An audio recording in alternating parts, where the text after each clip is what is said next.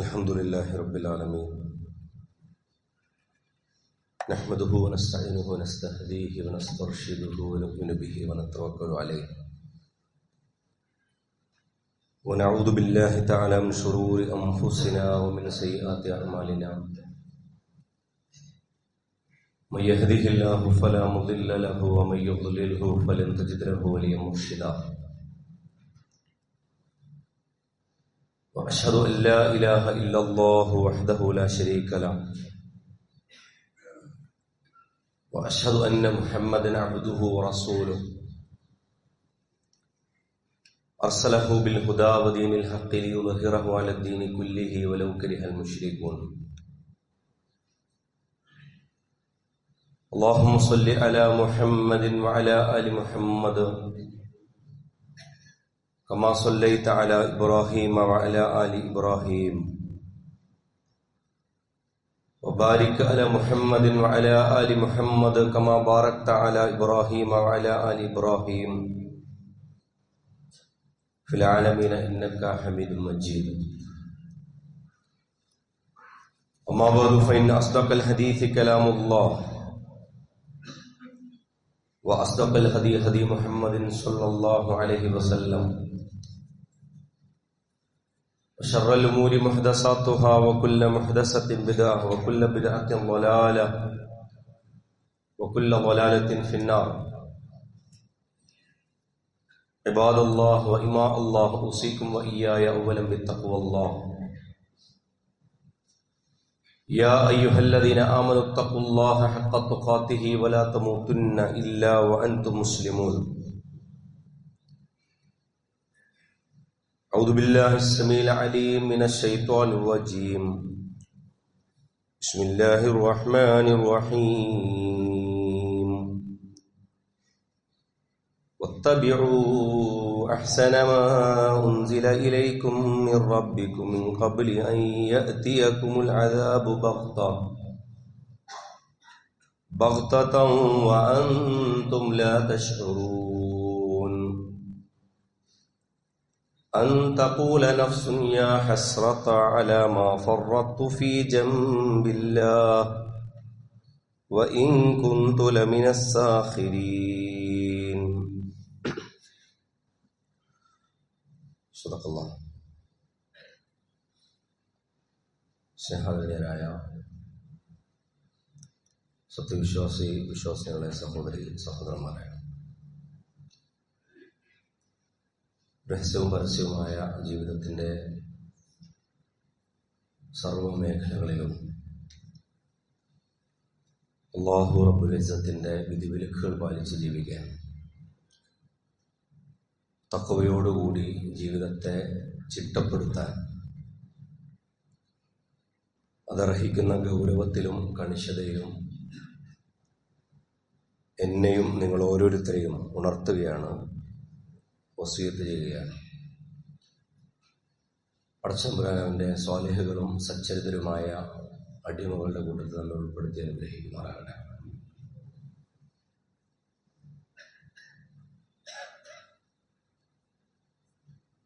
വലിയൊരു ഒച്ചപ്പാടിൻ്റെ ഒരു കാലത്താണ് നമ്മൾ ജീവിക്കുന്നത്.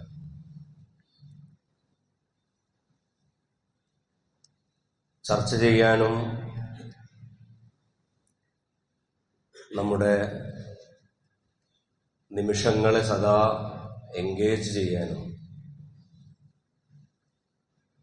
ഒരുപക്ഷെ അതിനേക്കാൾ കൂടുതലായി നമ്മളുടെ സ്വകാര്യ നിമിഷങ്ങളെ പോലും സജീവമായി നിലനിർത്താനും ഒക്കെ ഒരുപാട് ഉപകരണങ്ങളും ഉപാധികളും ഉള്ളൊരു കാലമാണ്. ആരും വെറുതെ ഇരിക്കുന്നൊരു കാലമല്ല എന്നാണ് നമ്മൾ നമ്മളെക്കുറിച്ച് മനസ്സിലാക്കുക. ഈ വലിയൊരു തിരക്കുള്ളൊരു കാലം, നമ്മൾ നടത്തുന്ന ചർച്ചകളും അങ്ങനത്തേതാണ്. കഴിഞ്ഞ ആഴ്ച വരേക്ക് നമ്മൾ ഒരു തെരഞ്ഞെടുപ്പിന്റെ ചർച്ചയിലായി. ഇനി അടുത്തത് നമ്മളൊരു തെരഞ്ഞെടുപ്പിന്റെ ചർച്ചയിലേക്കായിരിക്കും പോകുന്നത്. ഇങ്ങനെ ജീവിതത്തിൽ വ്യത്യസ്തമായ ചർച്ചകളിൽ നിന്ന് ചർച്ചകളിലേക്ക് ഇങ്ങനെ പോയിക്കൊണ്ടിരിക്കുകയും തിരക്കുകളിൽ നിന്ന് തിരക്കുകളിലേക്ക് സഞ്ചരിച്ചുകൊണ്ടിരിക്കുകയും കുറച്ചെങ്കിലും നമുക്കുള്ള ഒഴിവ് സമയങ്ങളെ മറ്റു പല ഉപാധികളും കൈയടക്കുകയും ചെയ്തൊരു കാലത്ത് നമുക്കായി തനിച്ചൊരു സമയമുണ്ടോ എന്നുള്ളത് വളരെ പ്രധാനപ്പെട്ട ഒരു ആലോചനയാണ്. നമ്മൾ നമുക്കായി മാറ്റിവെക്കുന്ന ഒരു സമയം എന്നുള്ളത് നമ്മളിൽ നിന്ന് ഇസ്ലാം ആവശ്യപ്പെടുന്ന വളരെ പ്രധാനപ്പെട്ട ഒരു കാര്യമാണ്. അത് നമസ്കാരത്തിന് വേണ്ടി നമ്മൾ മാറ്റിവെക്കുന്ന ഒരു സമയം മാത്രമല്ല. നമസ്കാരം അതിൻ്റെ ഏറ്റവും പ്രകടമായ, ഏറ്റവും സുന്ദരമായ രൂപമാണ് എന്നത് ശരിയാണ്. പക്ഷെ ആ നമസ്കാരത്തിലേക്ക് പോലും എത്തുന്ന ഒരു പ്രോസസ്സുണ്ട്, അതിലേക്ക് എത്തുന്ന ഒരു വഴിയുണ്ട്, അതിനൊരു ചിന്തയുണ്ട്. നമ്മളെ ഏറ്റവും മികച്ച ഒരു ആബിദാക്കുന്നതിന്, ഇബാദത്ത് ചെയ്യുന്നവനാക്കുന്നതിന് നമ്മളെ സഹായിക്കുന്ന ചില ജീവിതത്തിലെ തന്നെ ചില ചിന്തകളുണ്ട്. ഈ ചിന്തകൾ കൈമോശം വരാൻ സാധ്യതയുള്ളൊരു കാലം കൂടിയാണ് നമ്മുടേത് എന്നതാണ് പറഞ്ഞു വന്നതിന്റെ ചുരുക്കം. അതേസമയം നമ്മൾ വ്യത്യസ്തരാണ്. നമ്മളുടെ ജീവിതത്തിൽ നമുക്ക് വന്നു ചേരാൻ സാധ്യതയുള്ള അബദ്ധങ്ങളെ സംബന്ധിച്ച്, വീഴ്ചകളെ സംബന്ധിച്ച്, അരുതായ്മകളെ സംബന്ധിച്ച് ഈ കൂടിയിരിക്കുന്ന നമ്മളിൽ എല്ലാവരും വ്യത്യസ്തരായിരിക്കും. ഒരു ബിസിനസ്സുകാരന്റെയും ഒരു അധ്യാപകന്റെയും അതല്ലെങ്കിൽ ഒരു പ്രവാസിയുടെയും ഒക്കെ ജീവിതത്തിൽ വ്യത്യസ്തങ്ങളായ കയറ്റിറക്കങ്ങൾ, അത് തെറ്റുകുറ്റങ്ങളുടേതാകാം, ശരിതെറ്റുകളുടേതാകാം, ഒക്കെയാകാം. ഇതൊക്കെ മുൻനിർത്തിക്കൊണ്ട് അയാൾക്ക് തനിച്ചുള്ള ഒരു ശുദ്ധീകരണ പ്രക്രിയയെക്കുറിച്ച് ആലോചിക്കാൻ ബാധ്യതയുണ്ട് എന്നാണ് വിശുദ്ധ ഖുർആൻ നമ്മളോട് പറയുന്നത്. ഈ കാലത്തിന്റെ ഏറ്റവും വലിയൊരു പ്രത്യേകത എന്നുള്ളത് വല്ലാത്ത ഗതിവേഗമാണ് അതിന് എന്നുള്ള പേസാണ്, വല്ലാത്ത സ്പീഡാണ്. ഇങ്ങനെ ഒരു സോ ഫാസ്റ്റായി വളരെ വേഗത്തിൽ പോകുന്ന ഒരു കാലത്ത് വളരെ വേഗത്തിൽ തന്നെ മനുഷ്യർ നമുക്കിടയിൽ നിന്ന് അപ്രത്യക്ഷരാകുന്നുണ്ട് എന്നുള്ളതും നമ്മൾ തിരിച്ചറിയണം. ഞാനും നിങ്ങളുമൊക്കെ ഏത് സമയവും അത്തരത്തിൽ ഒരാളുടെ ഒരു ഇന്നാലില്ലക്ക്, അതല്ലെങ്കിൽ ഉറ്റവരുടെ ഒരു 2 ദിവസത്തെ കരച്ചിലിന്, പ്രിയപ്പെട്ട നമ്മളുടെ ഒരു അനുസ്മരണത്തിന്, ഇതിനൊക്കെ മാത്രം വകുപ്പുള്ള ആൾക്കാരാണ്. അത്രയേ ഉള്ളൂ. കൂടി വന്നാൽ ഒരു അനുസ്മരണം നടത്തും, അതല്ലെങ്കിൽ ഒരു വാട്സപ്പ് ഗ്രൂപ്പിൽ കുറച്ച് കൂടുതൽ ഇന്നാലിൽ ഉണ്ടാവും. ഏറ്റവും അടുത്ത സുഹൃത്തുക്കളാണെങ്കിൽ ഒരു കുറച്ച് നാൾ വരെയൊക്കെ എന്തെങ്കിലുമൊക്കെ പറയും.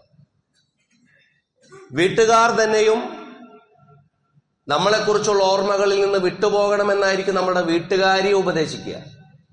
ഇനിയിപ്പോൾ അതിനെക്കുറിച്ചൊക്കെ ആലോചിച്ചിരുന്നിട്ട് എന്ത്? ഏറ്റവും പ്രിയപ്പെട്ട ഭാര്യക്കും മക്കൾക്കും പോലും അധികം അതിനെക്കുറിച്ച് ആലോചിക്കേണ്ടെന്ന് പറയാം. നമ്മൾ മരിച്ചാൽ പോലും. ഇത് മരണത്തെക്കുറിച്ചുള്ള ഒരു ഖുത്ബയായിട്ടല്ല പറയുന്നത്. അപ്പൊ നമ്മളെക്കുറിച്ച് ആലോചിക്കാൻ ആരാണ്? മരണപ്പെട്ടൊരു വീട്ടിൽ പോയി നമ്മൾ ആശ്വസിപ്പിക്കാൻ ആളുകളെ തിരയാറുണ്ട്. ഏതാണ് മരണപ്പെട്ട ആളുടെ കുട്ടി, അതല്ലെങ്കിൽ മരണപ്പെട്ട ആളുടെ ഉറ്റ ബന്ധുക്കൾ ആരാണ്? അവരെയൊക്കെ പോയി കണ്ട് നമ്മൾ ആശ്വസിപ്പിക്കും. ആശ്വസിപ്പിക്കുന്നത് എന്തിനാണ്? അവരെയാണ് ആശ്വസിപ്പിക്കുന്നത്, മരണപ്പെട്ട ആളെയല്ല. അവരോട് പറയാണ് കുഴപ്പമില്ല കേട്ടോ. ഭർത്താവ് മരണപ്പെട്ട ഭാര്യയോട് ബന്ധുക്കൾ പറയും നമ്മളൊക്കെ ഉണ്ട്, നിങ്ങൾ ബേജാറാവണ്ട. മക്കളോട് പറയും നിങ്ങൾ അവരുടെ കാര്യത്തിൽ പേടിക്കുകയേ വേണ്ട. ആശ്വസിപ്പിക്കുന്നത് ആരെയാണ്? മരണപ്പെട്ട ആളെ അല്ല, മരിച്ച ആളുടെ ഭാര്യയെ, മരണപ്പെട്ട ആളുടെ കുട്ടിയെ. നമ്മളുടെ പേരിലുള്ള സ്നേഹം പോലും കിട്ടുന്നത് ആർക്കാണ്? ഈ മരിച്ച ആളോട് ഒരു സ്നേഹം ഉണ്ട് എന്നരുത് ആൾക്കാർക്ക്. അതുപോലും തരാൻ പറ്റാത്തൊരു കാലത്തേക്കാണ് മറ വന്ന കാലം. ബർസഖ് എന്ന് വിശുദ്ധ ഖുർആൻ ഉപയോഗിച്ച മരണത്തിനും നാളെ പുനരുത്ഥാനത്തിനും ഇടയിലുള്ള കാലം അർത്ഥവത്താവുകയാണ് ചെയ്യുന്നത്. ഒരാൾക്കും ഒന്നെത്തിക്കാൻ പറ്റാത്തൊരു കാലം. ഇവിടെയാണ് തിരക്കിനിടയിൽ എവിടെയോ വെച്ച് കട്ടായി പോകുന്നത്. അങ്ങനെയാണല്ലോ, നമ്മളൊക്കെ ഇനി അങ്ങനെ പ്രതീക്ഷിക്കണം. ഏതെങ്കിലും ഒരാൾ അങ്ങനെ പ്രതീക്ഷിക്കുന്നില്ലെങ്കിൽ അത് ജീവിതത്തെക്കുറിച്ചുള്ള തെറ്റായൊരു കാഴ്ചപ്പാട് കൊണ്ട് മാത്രമാണ് ആ ചിന്ത അയാളിലേക്ക് വരാത്തത് എന്ന് സമ്മതിക്കണം. അപ്പൊ അതുകൊണ്ട് മരിക്കുന്ന ഒരാൾക്ക് ചെയ്യാവുന്ന വളരെ പ്രധാനപ്പെട്ട ഒരു കാര്യം, ഞാനിപ്പോൾ വീണ്ടും പറയുന്നത് മരണത്തെക്കുറിച്ച് പറയുന്നതല്ല, അതിനുള്ള ജീവിതത്തിൽ ഒരു മനുഷ്യന് ഉറങ്ങുന്ന ലാഘവത്തോടെ മരിക്കാൻ പറ്റണം. അതല്ലെങ്കിൽ മരിക്കുന്ന ഗൗരവത്തോടെ ഉറങ്ങാൻ പറ്റണം. രണ്ടും ശരിയാണ്. മരിക്കുന്ന ഗൗരവത്തോടെ ഇന്ന് ഉറങ്ങാനോ സിമ്പിളായി ഇന്നൊക്കെ ഉറങ്ങുന്നത് പോലെ മരിക്കാനോ പറ്റണം. രണ്ടാലൊരവസ്ഥ ഉണ്ടായാൽ രക്ഷപ്പെടും. കവി പറയുന്നുണ്ട്, വലദത്തുക ഉമ്മുക യബ്ന ആദമ ബാക്കിയ വന്നാസു ഹൗലക യൽഹഖൂന സുറൂറാ ഫജ്ഹദ് ലിനഫ്സിക അൻ തകൂന ഇദാ ബക്കൗ ഫി ഹാലി മൗതിക ലാഹികം മസ്റൂറാ. നമ്മൾ കേട്ട കവിതയാണ്. വലദത്തുക ഉമ്മുക യബ്ന ആദം, അല്ലയോ മനുഷ്യ, നിന്നെ നിന്റെ ഉമ്മ പ്രസവിച്ചിട്ടത് ബാക്കിയ, നീ കരയുന്ന അവസ്ഥയിലാണ്. വന്നാസു ഹൗലക യൽഹഖൂന സുറൂറാ, നീ ഈ ലോകത്ത് വന്നപ്പോ എല്ലാവരും ചിരിക്കുകയായിരുന്നു, നീ കരയുകയായിരുന്നു. ശരിയാണ്. അതുകൊണ്ട് ഫജ്ഹദ് ലിനഫ്സിക അൻ തകൂന ഇദാ ബകൗ ഫീ ഹാലി മൗതിക ലാഹികം മസ്റൂറാ. ഇതിന്റെ പകരം വീട്ടലാണ് ജീവിതം. നീ ഈ ലോകത്ത് കരഞ്ഞു വന്നപ്പോൾ മറ്റുള്ളവർ ചിരിച്ചെങ്കിൽ, ഈ ലോകത്ത് നിന്ന് നീ പിരിഞ്ഞു പോകുമ്പോൾ മറ്റുള്ളവർ കരയും. അപ്പൊ നീ എന്ത് ചെയ്യണം? ചിരിക്കണം. മറ്റുള്ളവർ കരയുമ്പോൾ നീയും കരഞ്ഞിട്ടാണ് മരിച്ചു പോകുന്നുണ്ടെന്നുണ്ടെങ്കിൽ വലിയ പ്രയാസമാണ്. ഈ ആലോചനക്ക് ഒട്ടുമിടം തരാത്ത തിരക്കുള്ളൊരു കാലമാണിത് എന്നാണ് ഞാൻ ആദ്യം പറഞ്ഞ പോയിന്റിലേക്കാണ് ഇതിനെ കൊണ്ടുവെക്കേണ്ടത്. ഇങ്ങനെ ആലോചിക്കാൻ ഒരു വകുപ്പില്ല. അത്ര ആഘോഷത്തിലുള്ള കാലമാണ്. അത്ര നമ്മളുടെ അങ്ങനെയാണല്ലോ, നമുക്ക് സന്തോഷിക്കാൻ പോലും പണ്ട് കാരണങ്ങൾ വേണം. ഇന്ന് അങ്ങനെയൊന്നുമില്ല. പണ്ട് അങ്ങനെയാണല്ലോ, ഒരു കല്യാണം എന്നൊക്കെ പറഞ്ഞ ഒരു പോയി ബിരിയാണി ഒക്കെ കഴിക്കുക എന്നുള്ള ഒരു സന്തോഷമാണ്. ഇന്ന് 3 നേരം ബിരിയാണിയാണ് വീട്ടില്. കല്യാണത്തിനൊന്നും ആൾക്കാർ വിളിച്ചാൽ അത് പോയി കിട്ടുന്നത് തന്നെ അവർ വരുന്നത് തന്നെ വലിയൊരു ഔദാര്യമാണ്. പണ്ട് പെരുന്നാളിനാണ് ഒരു ഉടുപ്പെടുക്കുക, അതാണ് സന്തോഷം. ഇന്ന് അങ്ങനെയൊന്നുമില്ല. പെരുന്നാളിനെടുക്കുന്ന ഉടുപ്പ് കൂട്ടത്തില് ഡ്രസ്സ്, ആ കൂട്ടത്തിൽ ഏറ്റവും ചെറിയൊരു ഉടുപ്പായിരിക്കും. ചെരുപ്പ് അങ്ങനെയാണ്, വസ്ത്രം അങ്ങനെയാണ്, എല്ലാം അങ്ങനെയാണ്. അത് മോശപ്പെട്ടൊരു കാര്യമാണെന്നല്ല ഞാൻ പറയുന്നത്. പക്ഷേ ഇത് ലഖദ് കുൻത ഫീ ഗഫ്ലത്തിൻ മിൻ ഹാദാ ഫകശഫ്നാ അൻക ഗിതാഅക ഫബസറുക അൽയൗമ ഹദീദ്. അശ്രദ്ധയുടെ വലിയ ഒരു മൂടുപടം നിനക്കുണ്ടായിരുന്നു, ഇന്നതാ ആ അശ്രദ്ധ നീങ്ങിയിരിക്കുന്നു എന്ന് നാളെ പടച്ച തമ്പുരാൻ നരകത്തിലേക്ക് പതിക്കുന്ന മനുഷ്യനെ നോക്കി പറയുന്നുണ്ട് സൂറത്തു ഖാഫിർ. ഇത് പുലർന്നു കാണാൻ സാധ്യതയുള്ള മനുഷ്യരാണ് നമ്മളൊക്കെ.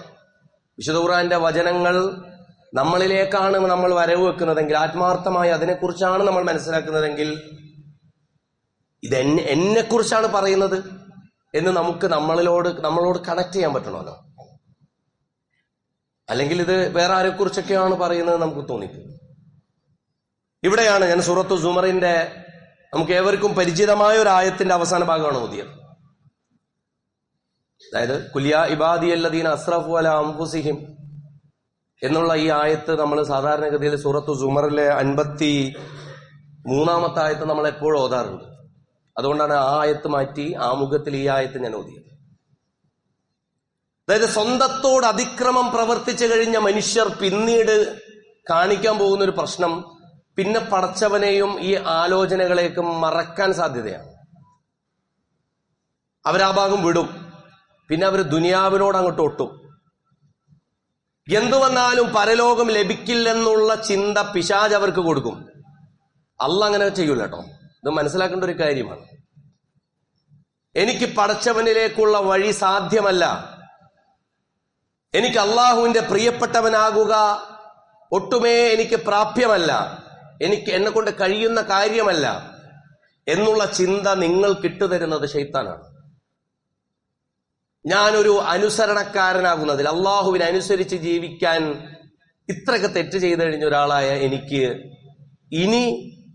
ഇനി ഞാൻ കുറച്ചൊക്കെ എന്തെങ്കിലും അനുസരിച്ചിട്ട് കാര്യമുണ്ടോ എന്നൊരു ചിന്ത ഇട്ടുകൊടുക്കും. ഇവിടെയാണ് അള്ളാഹ് പറയുന്നത്. ആദ്യം ഈ വിഷയവുമായി ബന്ധപ്പെട്ട് തുടർച്ചയായി 4 ആയത്തുകളാണ് സൂറത്ത് സുമറിൽ. 53, 54, 55, 56. ഇത് അങ്ങനെ വിശദമായി പറയാനുള്ള സമയമൊന്നും നമുക്കില്ല. ഈ 4 ആയത്തുകൾ നിങ്ങൾ കുത്തിയിരുന്ന് പഠിക്കണം, സൂറത്ത് സുമറിലെ ഈ ആയത്തുകൾ. എന്നിട്ട് എന്താണ് ഈ മനുഷ്യൻ പറയുക? നിങ്ങളെ പിടികൂടാൻ പോകുന്ന വലിയൊരു ശിക്ഷയുണ്ട്. അള്ളാഹ് ഇങ്ങനെ നിങ്ങൾക്ക് സമയം തരും. വഅനീബു ഇലാ റബ്ബിക്കും, നിങ്ങൾ പടച്ചവനിലേക്ക് തിരിച്ചു വരൂ. അള്ളാഹ് പറയാ വഅനീബു ഇലാ റബ്ബിക്കും, നിങ്ങൾ പടച്ചവനിലേക്ക് തിരിച്ചു വരൂ. വഅസ്ലിമൂ ലഹു, അവനെ അംഗീകരിച്ച് കീഴൊതുങ്ങി നിങ്ങൾ അനുസരിച്ച് ജീവിക്കൂ. മിൻ ഖബ്ലി അൻ യഅതിയകുമുൽ അദാബ്, നിങ്ങൾക്കൊരു അദാബ് വരാനുണ്ട്. വ്യക്തികൾക്ക് അദാബുണ്ട്, സമൂഹങ്ങൾക്ക് മാത്രമല്ല അദാബ്, നമുക്കൊക്കെ അദാബ് വരാനുണ്ട്. ചിലപ്പോൾ ചെറിയ ചെറിയ അദാബുകള് നമുക്ക് തന്നെ തോന്നാൻ പറ്റുന്ന രീതിയിൽ കുറെ അദാബുകൾ ഇടും. വലനുദീഖന്നഹും മിനൽ അദാബിൽ അദ്ന ദൂനൽ അദാബിൽ അക്ബർ, വലിയ ശിക്ഷകൾ കൊടുക്കുന്നതിന് പകരം ചെറിയ ടെസ്റ്റ് ഡോസ് നൽകി പടച്ചവൻ ലഅല്ലഹും യർജിഊൻ, അവരെന്നിലേക്ക് തിരിച്ചു വരട്ടെ എന്ന ആഗ്രഹത്തിൽ അവരെ പരീക്ഷിക്കും. അപ്പൊ പരീക്ഷണം പോലും അങ്ങനെ എടുക്കണം. മഹാനായ ഇമാം സുഫിയാൻ സൗരി റഹ്മത്തുള്ളാഹി അലൈഹി പറയുന്നുണ്ട്, എന്റെ വീട്ടില് ഒരു എലി കയറിയാല് ഞാൻ അതില് അള്ളാന്റെ ഒരു പരീക്ഷണത്തെ കാണും. എലി കയറിയത് മറ്റേ എലിക്കൂട് വെക്കാത്തതുകൊണ്ടാണ് എന്നല്ല ആലോചിക്കുക, അത് വെക്കണം. എന്റെ മകൻ എന്നെ ധിക്കരിച്ചാൽ ഞാൻ അപ്പോ ആലോചിക്കും, ഞാൻ പടച്ചവനെ ധിക്കരിച്ചോ? ഇതെനിക്ക് തിരിച്ചു വരാനുള്ളൊരു വഴിയാണ്. അപ്പോ എനിക്കായി ഞാൻ മാറ്റിവെക്കുന്ന എന്റെ സമയവും എന്റെ തിരിച്ചുവരലിനെ കുറിച്ചുള്ള ആലോചനയും, പ്രിയപ്പെട്ടവരെ, ഈ തിരക്കുള്ള കാലത്ത് എങ്ങനെയുള്ളൂ ട്രെൻഡുള്ളിടത്തൊക്കെ ആളുകള് വൈറലുള്ള ഇമേജും അതുപോലെ തന്നെ പോസ്റ്റിനനുസരിച്ച് പോയിക്കൊണ്ടിരിക്കുന്നുണ്ട്. എവിടെയാണോ ട്രെൻഡ് അവിടെ തന്നെ ഉണ്ടാവണം, അല്ലാത്തവരൊക്കെ തന്ത വൈബിലാണെന്നാണ്. നിങ്ങൾ ട്രെൻഡിനനുസരിച്ച് പോയിക്കൊള്ളണം, അല്ലാന്നുണ്ടെന്നുണ്ടെങ്കിൽ നിങ്ങൾ പുറകോട്ടാണെന്നാണ്. ഇവിടെയാണ് അള്ളാഹ് പറയുന്നത് അൻ തഖൂല നഫ്സുൻ യാ ഹസ്റത അലാ മാ ഫറത്തു ഫീ ജംബില്ലാ. 2 രീതിയിൽ മനുഷ്യനെ മരണം വന്ന് പിടിക്കുമ്പോ, അതല്ലെങ്കിൽ അള്ളാന്റെ ശിക്ഷ വരുമ്പോ മനുഷ്യൻ വിലപിക്കും. എന്താണ് പറയാ? യാ ഹസ്റത അലാ മാ ഫറത്തു ഫീ ജംബില്ലാ, എനിക്ക് കിട്ടിയ ചാൻസ് ഞാൻ ഉപയോഗിക്കാതിരുന്നത്, എനിക്ക് കിട്ടിയ അവസരം ഞാൻ വിട്ടുകളഞ്ഞല്ലോ. റിഗ്രറ്റ്, സ്വയം നിലക്കുള്ള ആത്മവിലാപം. എത്ര അവസരം ഉണ്ടായിരുന്നു എനിക്ക്. മനുഷ്യരെല്ലാവരും സ്വയം നിലക്ക് ആത്മകഥം പറയുമെന്നാണ് അള്ളാഹ് പറയുന്നത്. എനിക്കുള്ള അവസരങ്ങൾ പടച്ചവൻ ഒരാൾക്ക് അവസരം കൊടുക്കാതിരിക്കില്ല. ഞാനും നിങ്ങളും ഓർത്തു വെക്കേണ്ട ഒരു കാര്യം, അള്ളാഹ് അവസരം തരാത്ത ആരും ഉണ്ടാവില്ല. എന്തുകൊണ്ടാണ് കാഫിറുകൾക്കും നിഷേധികൾക്കും കൂടുതൽ അവസരം കൊടുക്കുന്നത് എന്ന് വെച്ചാൽ അവർക്കാണ് കൂടുതൽ അവസരം വേണ്ടത്. അല്ലെങ്കിൽ ഈ ലോകത്ത് ഒരു ക്രൈം ഉണ്ടാവില്ലല്ലോ, ഒരു പ്രശ്നം ഉണ്ടാവില്ല. ഏറ്റവും വലിയ അക്രമിക്കാണ് ഏറ്റവും കൂടുതൽ സമയം കൊടുക്കുക. ഏറ്റവും നല്ല അനുസരണക്കാരൻ ഒരു ചെറിയ തെറ്റ് വന്നാല് ചിലപ്പോൾ അവനെ നന്നായി പിടിക്കും. ഇതൊക്കെ പടച്ചവന്റെ ഈ ലോകത്തുള്ള വഅൻതും ലാ തശഊറൂൻ, നിങ്ങൾക്കത് മനസ്സിലാകാത്ത രീതിയിൽ അള്ളാഹ് പിടിക്കും. എന്നിട്ട് അള്ളാഹ് പറയാണ് വഇൻ കുൻതു ലമിനസ് സാഖിരീൻ, ഞാൻ ഇതിനൊക്കെ വില കുറച്ചാണ് കണ്ടിരുന്നത്. പടച്ചോൻ പുറത്തു വരും, പടച്ചവനിലേക്ക് വരൂ എന്നൊക്കെ ഖുർആൻ ഇങ്ങനെ പറയുമ്പോ വഇൻ കുൻതു ലമിനസ് സാഖിരീൻ, ഞാൻ അതിനെ വില കുറച്ച് കണ്ടവനായിരുന്നു. ഇതുമായി ബന്ധപ്പെട്ട് മനസ്സിലാക്കേണ്ട വളരെ പ്രധാനപ്പെട്ട മറ്റൊന്ന്, അല്ലാഹു സുബ്ഹാനഹു വ തആല പറയുന്നത്, തെറ്റുകൾ നിങ്ങൾ ചെയ്താൽ ആർക്കാണ് പ്രശ്നം? അള്ളാഹ്ക്കാണ്. നമ്മുടെ ജീവിതത്തിൽ തെറ്റുകളിൽ നിന്ന് ഒഴിഞ്ഞിക്കാൻ അള്ളാഹ് പറയുന്നു. തെറ്റുകൾ ചെയ്യുക വഴി, ഇത് മനസ്സിലാക്കണം, ജീവിതത്തിൽ തെറ്റുകൾ ചെയ്യുക വഴി അള്ളാഹുവിന് എന്തോ പ്രശ്നം പറ്റുന്നു. അങ്ങനെയുണ്ടോ? അങ്ങനെയില്ല, നിങ്ങൾക്ക് പ്രശ്നം പറ്റുന്നു. ഇസ്ലാം വിലക്കിയ ഏത് തെറ്റുകളും ജീവിതത്തിലുള്ളവർ ആലോചിക്കേണ്ട ഒരു കാര്യമാണ്.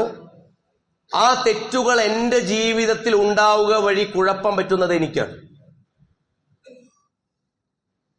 അള്ള പറഞ്ഞതുകൊണ്ട് അത് തെറ്റായി, അതുകൊണ്ട് ഞാൻ മാറിയിരിക്കുന്നു, അങ്ങനെയല്ല. നിങ്ങളുടെ ജീവിതത്തിനെ ഇഹലോകത്തും പരലോകത്ത് അതിന്റെ ശിക്ഷാരക്ഷയാണ്. ഇഹലോകത്ത് തന്നെ പ്രശ്നകരമായ കാര്യത്തിനാണ് അള്ള എന്ത് പറയുന്നത്? തെറ്റെന്ന് പറഞ്ഞു. ഇഹലോകത്ത് തന്നെ പ്രശ്നം. ശിർക്ക് എന്താണ് പ്രശ്നം? നിങ്ങളുടെ ചിന്തയെ തന്നെ വഴിതെറ്റും. നിങ്ങളുടെ ഓണറിന്റെ അടുത്തല്ല, നിങ്ങൾ ഏതോ ഒരു കമ്പനിയിൽ വർക്ക് ചെയ്യുന്നു, നിങ്ങൾക്ക് ഓണറിന് അറിയൂല, സാലറി എവിടെ നിന്നാ വന്നേന്ന് അറിയൂല. നിങ്ങൾ വിചാരിച്ചത് നിങ്ങളുടെ തൊട്ട് മേലുള്ള മാനേജറാണ് ഓണർ എന്ന്. ഇതിലും വലിയ അബദ്ധമുണ്ട്. ഇതാണ് ശിർക്ക്. അതല്ലെങ്കിൽ നിങ്ങളുടെ കൂടെ വർക്ക് ചെയ്യുന്ന ക്ലാസ്സിൽ പഠിക്കുന്ന കുട്ടി എഴുതുന്നു, ക്ലാസ് ടീച്ചറാണ് ഈ സ്കൂളിലെ മുതലാളി. നിങ്ങളുടെ നാട്ടിലെ പൊളിറ്റീഷ്യനാണ് ലോകത്തിലെ ഏറ്റവും വലിയ സംഭവം, അതല്ലെങ്കിൽ ഏറ്റവും വലിയ പൊളിറ്റീഷ്യൻ അമേരിക്കയുടെ ഇപ്പൊ പ്രസിഡന്റ്, അതാണല്ലോ ഇപ്പൊ ലോകത്തെ ഇപ്പൊ ജനാധിപത്യത്തിൽ തെരഞ്ഞെടുക്കപ്പെട്ട ആളാണ് ഈ ലോകത്തെ ഏറ്റവും വലിയ ആളെന്ന് നിങ്ങൾ കരുതുന്നു. അതാണ് ശിർക്ക്. ഇനി അതൊന്നുമല്ല, നിങ്ങൾ ദിവ്യത്വം ആരോപിച്ച് നിങ്ങളുടെ ആരാധനകളും പൂജകളും പോലും കല്ലിനും മണ്ണിനും ഒക്കെ കൊടുക്കുന്നു. നിങ്ങളുടെ ചിന്തയെ തന്നെ അത് വഴിതെറ്റിക്കുന്നു. അപ്പോൾ ഈ ലോകത്ത് നിങ്ങളുടെ ചിന്തയെ തന്നെ ഏറ്റവും നല്ല രീതിയിൽ കൊണ്ടുപോകണമെങ്കിൽ ശിർക്കിൽ നിന്ന് നിങ്ങൾ പാടെ വിമോചിതരായേ പറ്റൂ. അതുകൊണ്ടാണല്ലോ ഈ പശുവിന്റെ പേരിൽ മനുഷ്യനെ തല്ലിക്കൊല്ലുന്നത്. എന്താ? അത് നാട്ടുകാർക്ക് കുറച്ചു പേർക്കുള്ള ഭ്രമത്തിന്റെ പ്രശ്നം മാത്രമല്ല. മനുഷ്യനേക്കാൾ വിശുദ്ധമാണ് പശു എന്ന് പറയുന്ന ഒരു ശിർക്ക് മനുഷ്യന് കയറിയാല് ആ മനുഷ്യനെ ആ പശുവിന് വേണ്ടി തല്ലിക്കൊല്ലുന്നത് ഏറ്റവും വലിയ ഇബാദത്തായിട്ട് ആര് കരുതും? ഈ കൊല്ലണവും കരുതും.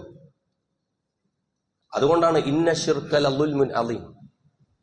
അതല്ലാതെ ശിർക്ക് പാടില്ല എന്ന് പടച്ചോൻ പറഞ്ഞു, അതുകൊണ്ട്. അങ്ങനെയല്ല. എന്തുകൊണ്ട് ശിർക്ക് ഇസ്ലാമിലെ വളരെ പ്രധാനപ്പെട്ട ഒരു ആശയമാണ്. കാരണം അതാണ് ഖൂലൂ ലാ ഇലാഹ ഇല്ലല്ലാഹ് തദീനു ലക്കുമുൽ അറബു വൽ അജം. ലാ ഇലാഹ ഇല്ലല്ലാഹ് എന്നുള്ളത് അല്ല എന്ന് പറയുന്ന പേരുള്ള മുസ്ലിങ്ങളുടെ ദൈവമൊന്നല്ല. ഈ ലോകത്തെ യഥാർത്ഥ ദൈവത്തിന്, അള്ളാഹുവിന് വഴിപ്പെട്ടാൽ മാത്രമേ ഈ ലോകത്ത് മനുഷ്യർക്ക് ശാശ്വതമായ സമാധാനവും നീതി ഉണ്ടാവും. അല്ലെങ്കിൽ ഫേക്ക് ഗോഡ്സ് ഉണ്ടാവും. എല്ലാവരും അങ്ങനെയാണ്. എന്തുകൊണ്ട് വ്യഭിചരിക്കരുതെന്ന് പറഞ്ഞു? എന്തുകൊണ്ട് വ്യഭിചാരം പ്രശ്നം? അള്ള പറഞ്ഞു വ്യഭിചരിക്കരുത്, അതുകൊണ്ടാണോ? അല്ല. വ്യഭിചാരമുണ്ടായാൽ ഈ ലോകം നിലനിൽക്കാൻ പറ്റില്ല.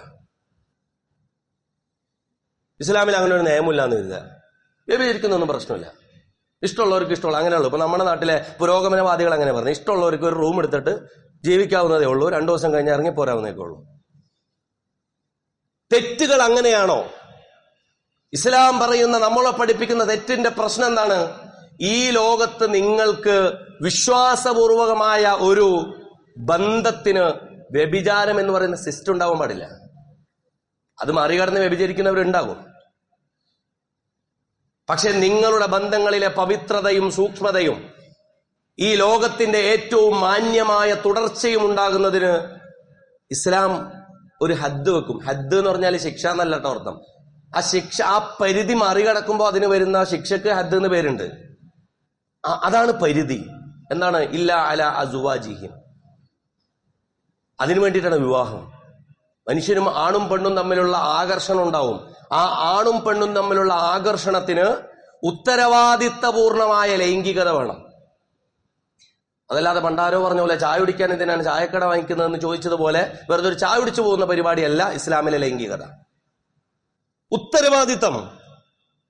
അപ്പോ അപ്പുറത്ത് പുരോഗമനവാദികൾ LGBTQAIA+ പറയുന്ന ആളുകൾ പറയും അങ്ങനെയൊന്നുമില്ല, മനുഷ്യർക്ക് അവരുടെ ലൈംഗികമായ ആഭിമുഖ്യങ്ങളുണ്ട്, അതുകൊണ്ട് തോന്നിയ പോലെ ജീവിക്കണം.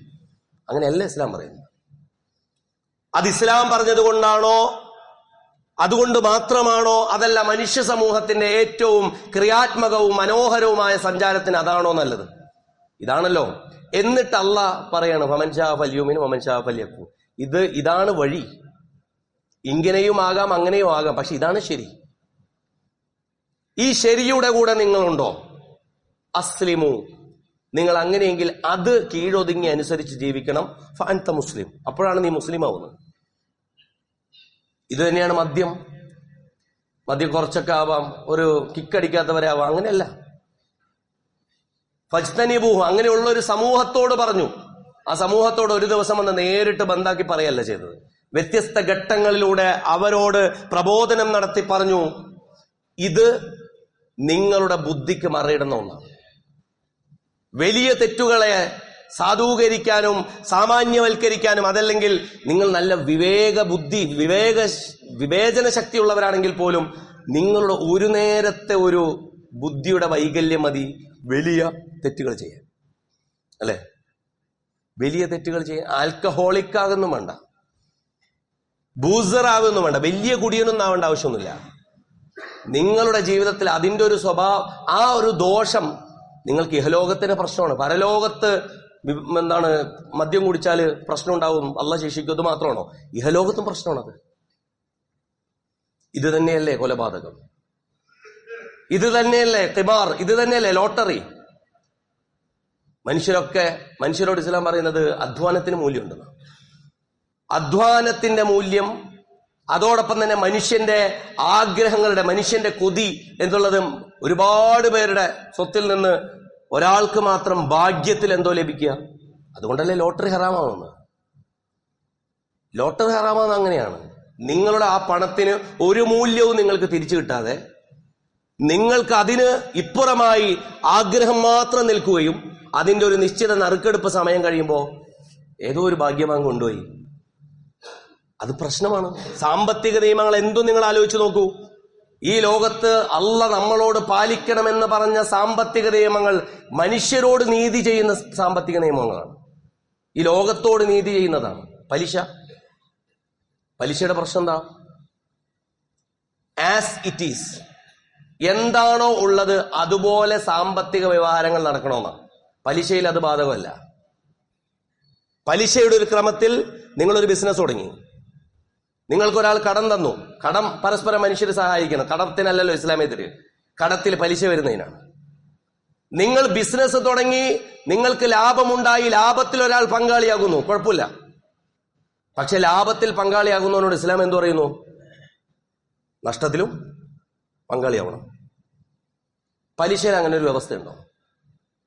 നിങ്ങൾക്ക് ലാഭമാണോ നഷ്ടമാണോ എന്ന് അറിയണ്ട, 10 ലക്ഷം വാങ്ങിച്ചിട്ടുണ്ടെന്ന് എന്ത് ചെയ്യണം? നിങ്ങൾ പൊട്ടിപ്പോയാലും ഇതിനൊരു നിശ്ചിത വ്യവസ്ഥയിൽ നിങ്ങളുടെ ലാഭം, ഈ ലോകത്തില്ലാത്ത ഒന്നാണത്. ഒരാൾക്ക് ഇല്ലാത്ത ഒരു ലാഭത്തിൽ നിന്ന് എങ്ങനെയാണ് ഒരാൾക്ക് പലിശ കൊടുക്കാൻ പറ്റുക? ഈ ലോകത്തെ ഏറ്റവും ചൂഷിതനായ മനുഷ്യര് ഏറ്റവും കൂടുതൽ ബുദ്ധിമുട്ടുള്ളവരാണ് കടം വാങ്ങിക്കുക. 2 തരത്തിലുള്ള കടങ്ങളുണ്ട്. ചിലവർ രക്ഷപ്പെടാൻ വേണ്ടിയിട്ട് കുറെ കടങ്ങൾ വാങ്ങിക്കുന്നവരുണ്ട്, ടാക്സ് ഒക്കെ സേവ് ചെയ്യാൻ വേണ്ടിയിട്ട്, അത് വേറൊരു വിഷയമാണ്. അതല്ല, ഈ ലോകത്തുള്ള സാധാരണ മനുഷ്യരുടെ 10,000 രൂപക്ക് പലിശ കൊടുക്ക്, അതല്ലെങ്കിൽ 1000 രൂപക്ക് പലിശക്ക് പൈസ വാങ്ങി മീൻ വിറ്റ് വൈകുന്നേരം ആകുമ്പോൾ 1200 രൂപ കൊടുക്കുന്നവരുണ്ട്, ഇല്ലേ? ഉണ്ട്, പെരുന്നമണയിലുണ്ട്. എൻ്റെ അടുത്ത് ഒരാൾ വന്ന് സംസാരിച്ചത് 1000 രൂപ എടുക്കാനില്ലാത്ത മനുഷ്യരുണ്ട്. മനസ്സിലാക്കണം. മീൻ വിൽക്കാൻ, അതായത് 1000-ന് 200, 5000-ന് അപ്പൊ എത്രയായി? 1000 ഒരു ദിവസം. എന്റെ പ്രിയപ്പെട്ടവരെ, ഇസ്ലാം എന്തുകൊണ്ട് തെറ്റുകളിൽ നിന്ന് അകന്നു കിടന്നോ? നമുക്ക് അള്ളാഹുവിലേക്ക് അടുക്കാൻ ആദ്യത്തെ വഴി എന്നുള്ള ഈ തെറ്റുകൾ ഓരോന്നും പെറുക്കിയെടുക്കുക എന്നുള്ളതാണ്. എന്നിട്ട് അള്ളാഹുവിലേക്ക് അടുക്കാനുള്ള ഒരുപാട് വഴികൾ നമ്മൾ ചെയ്യുന്നുണ്ടാവും. പക്ഷെ അകലാനുള്ള അനവധി കാരണങ്ങൾ നമ്മളിൽ ഉണ്ടാവും. അടുക്കാൻ സുഖമാണ്, അകലാനുള്ളതിൽ നിന്ന് മാറി നിന്നാൽ മാത്രം മതി. അകലാനുള്ള അനേക കാരണങ്ങൾ നമ്മിൽ ഉണ്ടാവുകയും അടുക്കാനുള്ള ചിലത് നമ്മൾ വ്യാജമായി നിർമ്മിച്ചുണ്ടാക്കുകയും ചെയ്യുക. എന്നിട്ട് ആ പേര് നിസ്കരിച്ചാലൊന്നും ഒരു സമാധാനം ഉണ്ടാവില്ല. ദിക്റില്ലാലും അതുപോലെ തന്നെ പ്രാർത്ഥനയിൽ പങ്കേറുന്നാലൊന്നും ഒരു സമാധാനം ഉണ്ടാവില്ല. കാരണം നമുക്കറിയാമെന്ത്, നമ്മൾ നമ്മളോട് തന്നെ അല്ലാഹ് പറയുന്നുണ്ട്, വലാകിൻ കാനു അൻഫുസഹും യദ്ലിമൂൻ, അവർ അവരോട് തന്നെയാണ് അക്രമം ചെയ്യുന്നത്. തെറ്റ് ചെയ്യുമ്പോൾ ഒരു മനുഷ്യന് പടച്ചോനല്ല തെറ്റ് ചെയ്യുന്നത്, അവരോട് തന്നെയാണ് തെറ്റ് ചെയ്യുന്നത്. അതുകൊണ്ട് തിരക്കുകളുള്ള കാലമാണ്. ആ മുഖത്തിലേക്ക് ഞാൻ തിരിച്ചു വരികയാണ്. എനിക്ക് പടച്ചവൻ തന്ന ഒരു ദിവസം രാവിലെ എഴുന്നേറ്റ് കണ്ണുറക്കുമ്പോൾ ഇന്നത്തെ ദിവസം എന്തിനാണ് പടച്ചവൻ തന്നതെന്ന് വെച്ചാൽ, പടച്ചവൻ പറയാണ്, ഒരു ദിവസം കൂടി നിനക്ക് തന്നിരിക്കുന്നു, വേണമെങ്കിൽ ഒന്ന് ഉഷാറായിക്കോ, നിനക്ക് നിന്നെ പരിശോധിക്കാൻ ഒരു ദിവസം എക്സ്ട്രാ തരികയാണ്. വലിയ തിരക്കുള്ള കാലത്ത് നമുക്ക് ആലോചിക്കാൻ ഒരുപാട് വകുപ്പുകളുള്ള 4 സൂറത്തു സുമറിലെ 53, 54, 55, 56 സൂക്തങ്ങൾ. പടച്ചവനിലേക്ക് കൂടുതൽ സമീപസ്ഥരായി മടങ്ങാൻ നമുക്ക് ഈ ആലോചനകൾ പ്രയോജനകരമാകട്ടെ. അള്ളാഹുവിന്റെ ഇഷ്ടദാസന്മാരിൽ അവൻ നമ്മെ ഉൾപ്പെടുത്തി അനുഗ്രഹിക്കുമാറാകട്ടെ. രോഗം കൊണ്ട്, സാമ്പത്തികമായ ബുദ്ധിമുട്ടുകൾ കൊണ്ട്, മാനസികമായ ക്ലേശങ്ങൾ കൊണ്ടൊക്കെ ബുദ്ധിമുട്ടുന്ന ഒരുപാട് സഹോദരങ്ങൾ നമ്മളോട് വസിയത്ത് ചെയ്തിട്ടുണ്ട്. പടച്ചവൻ അവർക്കെല്ലാം ആശ്വാസം നൽകി അവരെ അനുഗ്രഹിക്കുമാറാകട്ടെ, ശിഫ കൊടുക്കുമാറാകട്ടെ. നമ്മിൽ നിന്ന് മരണപ്പെട്ടു പോയവർക്ക് അള്ളാഹു മഗ്ഫിറത്തും റഹ്മത്തും നൽകുമാറാകട്ടെ. അവരെയും നമ്മെയും അവന്റെ ജന്നാത്തുൽ ഫിർദൗസിൽ അള്ളാഹു ഒരുമിച്ച് കൂട്ടുമാറാകട്ടെ. വഅഖൂലു ഖൗലി ഹാദാ വഅസ്തഗ്ഫിറുല്ലാഹ ലി വലക്കും വസ്തഗ്ഫിറൂഹു ഇന്നഹു ഹുവൽ ഗഫൂറുർ റഹീം.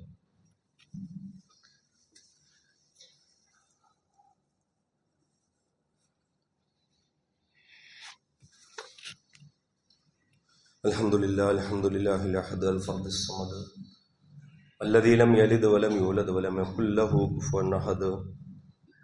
اللهم صل وسلم وبارك على رسولك محمد وعلى آل محمد كما صليت وسلمت وباركت على إبراهيم وعلى آل إبراهيم في العالمين إنك حميد مجيد. عباد الله وإماء الله، أوصيكم وإياي ثانيا بتقوى الله. يا أيها الذين آمنوا اتقوا الله حق تقاته ولا تموتن إلا وأنتم مسلمون.